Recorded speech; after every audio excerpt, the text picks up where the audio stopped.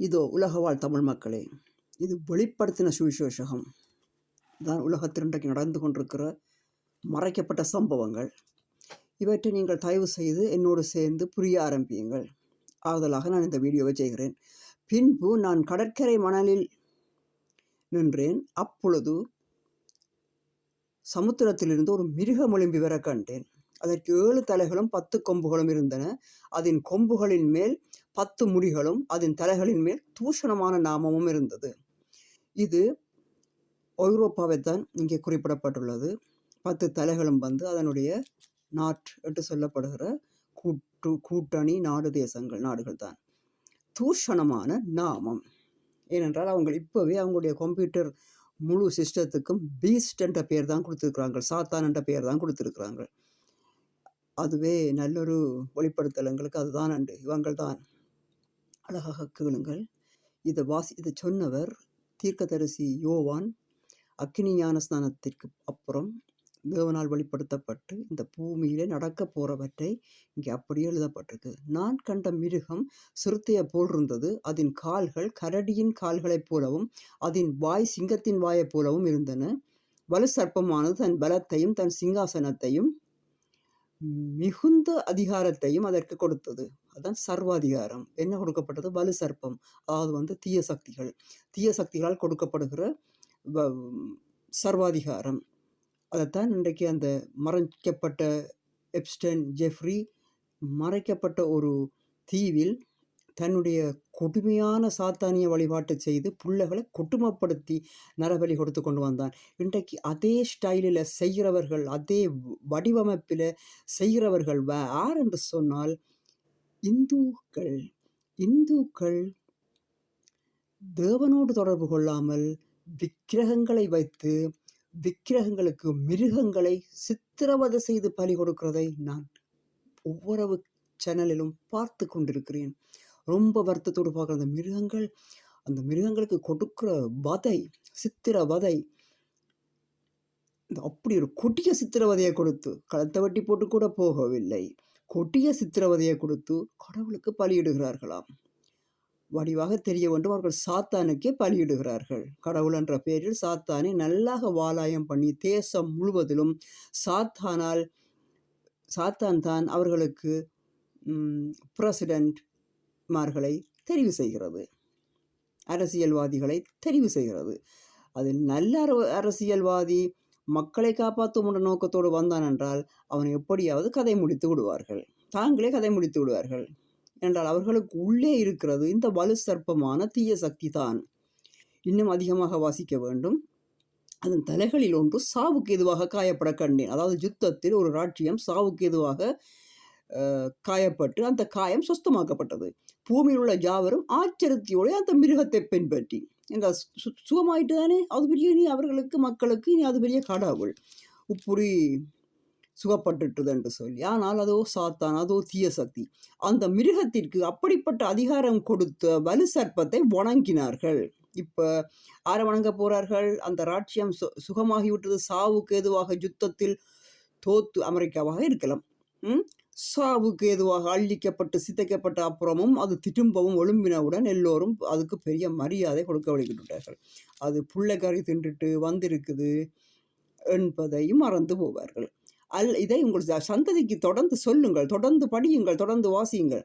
அல்லாமலும் மிருகத்திற்கு ஒப்பானவன் ஜார், அதனோடு யுத்தம் பண்ணத்தக்கவன் ஜார் என்று சொல்லி மிருகத்தையும் வணங்கினார்கள். ஒரு வழி இல்லை. பெருமையானவைகளையும் தூசணங்களையும் பேசும் வாய் அதற்கு கொடுக்கப்பட்டது. இப்போ வடிவா தெரியும் யார் இந்த தூசணவாய்காரர் என்று. அல்லாமலும் 42 மாதம் யுத்தம் பண்ண அதற்கு அதிகாரம் கொடுக்கப்பட்டது. அது தேவனை தூசிக்கும்படி தன் வாயை திறந்து அவருடைய நாமத்தையும் அவருடைய வாஜஸ்தலத்தையும் பரலோகத்தில் வாசமாயிருக்கிறவர்களையும் தூசித்தது. மேலும் பரிசுத்தவான்களுடைய யுத்தம் பண்ணி அவர்களை ஜெயிக்கும்படி அதற்கு அதிகாரம் கொடுக்கப்பட்டதும் அல்லாமல் ஒவ்வொரு கோத்திரத்தின் மேலும் பாசைக்காரர் மேலும் ஜாதிக்காரர்கள் மேலும் அதுக்கு அதிகாரம் கொடுக்கப்பட்டது. எல்லா மதத்தினருக்கும் அதிகாரம் கொடுக்கப்பட்டது. என்றால் அது புதிய மதம், புதிய அரசாங்கத்தை கொண்டு வர போகிறது. அந்த மதம் சாத்தானிய மதம். வடிவாக விளங்க வேண்டும், வடிவாக பார்க்க வேண்டும். அந்த மதத்துக்கு பலி கொடுக்க போகிறான், மிருகங்களை கொடுத்ததை போல மனிதரை கொடுக்க போகிறான் என்று சொல்லி சொன்னால் அது யார் துவக்கி விட்டது? துவக்கி விட்டவர்கள் யார்? அந்த அந்த அந்த வழிபாடு, மிருக பலி கொடுக்குற வழிபாட்டை துவக்கி விட்டவர்கள். மச்சம் பாமாம்சம் புசிக்காதவர்களும் தேவ சிந்தனை உள்ளவர்களும் தான் சைவர்கள், ஆதி சைவர்கள். அவர்கள் இரட்சிக்கப்படணும். அவர்கள் வழங்கப்பட்ட தேவதூத தளபதி, கடவுளால் அனுப்பப்பட்ட தேவதூத தளபதியின் திருரத்த பலி அவர்களுடைய நெத்திகளில் பிரதிபலிக்க வேண்டும். அப்பொழுது அவர்களுக்கு ஆன்மீக விடிவு உண்டாகும். மேற்கொண்டு உலகத்திலிருந்து தான் நாங்கள் கண்களை மூட வேண்டும். ஆனால் அது வித்தியாசமாகவும் பலமாகவும் இருக்கும். காதுள்ளவனோ அவன் கேட்க கடவன். சிறைப்படுத்தி கொண்டு போகிறவர்கள் சிறைப்பட்டு போவான், பட்டயத்தினால் கொல்லுகிறவன் பட்டயத்தினாலே கொல்லப்பட வேண்டும். அதான் யுத்தம். பரிசுத்தவான்களுடைய பொறுமையும் விசுவாசமும் இதிலே விளங்கும். பரிசுத்தவான்களுக்குரிய பாத்திரம் பொறுமையும் விசுவாசமும். இங்கே நீங்கள் மிக 13ஆம் அதிகாரம் அப்படியே தொடர்ந்து வாசித்து கடைசி வசனம் 15ஆம் வசனத்தை வாசிக்கிறேன். மேலும் மிருகத்தின் சொரூபம் பேசத்தக்கதாகவும் மிருகத்தின் சொரூபத்தை வணங்காத யாவரையும் கொலை செய்யத்தக்கதாகவும் மிருகத்தின் சொரூபத்திற்கு பேசத்தக்க மிருகத்தின் சொரூபம் என்றால் என்ன? ஏஐ ஐடால் விக்கிரகம். இப்போ நீங்கள் வச்சுக்கிற விக்கிரமெல்லாம் கல்லில் உந்திட்டு இருக்கு. இதுக்கு வந்து கதைக்க போகுது. நீங்கள் கேட்குற கேளிக்கெல்லாம் மறுமொழி சொல்ல போகுது, குறி சொல்ல போகுது.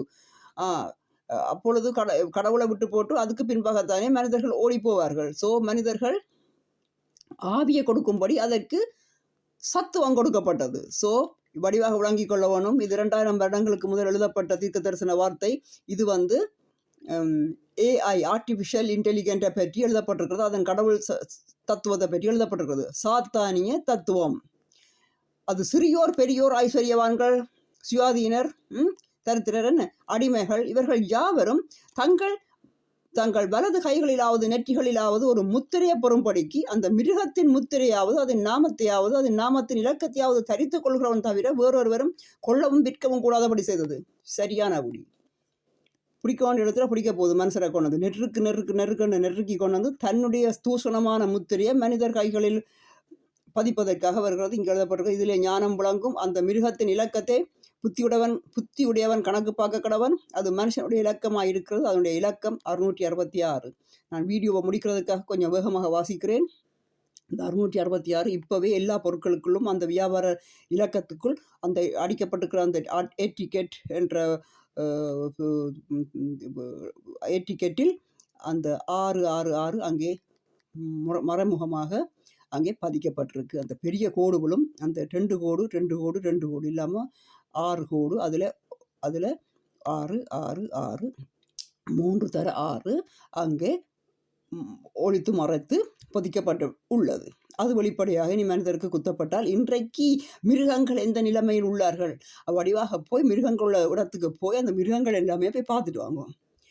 அந்த நிலைமை மனிதருக்கு பகிரங்கமாக கொடுக்கப்படும். அது ஜெஃப்ரி தன்னுடைய தீவில் எப்ஸ்டைன் ஜெஃப்ரி என்ற மிருகம் தன்னுடைய தீவில் பிள்ளைகளுக்கு அப்படி ஒரு ஊத்தையும் அசிங்கமான பண்டித்தோப்புகள் போல் உள்ள ஒரு இடத்துக்குள் பண்டித்தொழுவம் போல் உள்ள இடத்துக்குள் அந்த பிள்ளைகள் எல்லாம் அடைத்து வதைத்த வீடியோ கூட நான் பார்த்து கண் கலங்கி மக்களுக்கு இதை வெளிப்படுத்துகிறேன். ஆனால் மக்கள் கடவுள் என்று சொல்லி சாத்தானுக்கு பின்பாக போவார்களா இருந்தால் அவர்களுக்கு நான் என்ன சொல்வேன் என்று எனக்கு நான் அறியேன். தயவு செய்து விழித்தெழுந்து வெளியே வா, இதை போய் சொல்லுங்கள். இது எந்த சபையிலும் சொல்ல மாட்டார்கள். ஏனென்றால் உங்களுக்கு நன்றாக ஆண்டவர் ஆசீர்வதிப்பார். கல்யாணம் கட்டுங்கோ, நிறைய புள்ள பொறுங்கோ, புள்ள புற முடியாமல் இருக்கிறீங்களா வாங்க ஜெபம் பண்ணி தரேன், புள்ள பொறுங்கள் என்றெல்லாம் உங்களுக்கு சொல்லுவினோம். நீங்கள் அதை விட்டு போட்டு கல்யாணத்தையும் புள்ளப்பொருவையும் விட்டு போட்டு இதை மக்களுக்கு வெளிப்படுத்தி இதிலிருந்து நீங்கள் ஞானமாக உங்கள் சந்ததியை காத்துக்கொள்ளுங்கள். பிள்ளைகள் பிறக்கும் முதல் பிள்ளைகளை காத்துக்கொள்ளுங்கள், உங்களையும் காத்துக்கொள்ளுங்கள். கர்த்தர் உங்கள் அனைவரோடும் கூட இருக்க வேண்டுதல் செய்கிறேன். ஆமேன்.